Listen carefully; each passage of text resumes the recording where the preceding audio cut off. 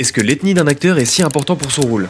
Il y a quelques jours, Odessa Adion, actrice montante reconnue pour I Love LA et Marty Suprême, a quitté le casting de Deep Cut, un film produit par A24 d'après un célèbre roman. Mais pourquoi? Eh bien, elle a subi une vague de critiques parce qu'elle ne correspondait pas à Zoé, le personnage du livre, et a donc fait le choix de se retirer pour laisser la place à une actrice d'origine mexicaine. Et pourquoi c'est important?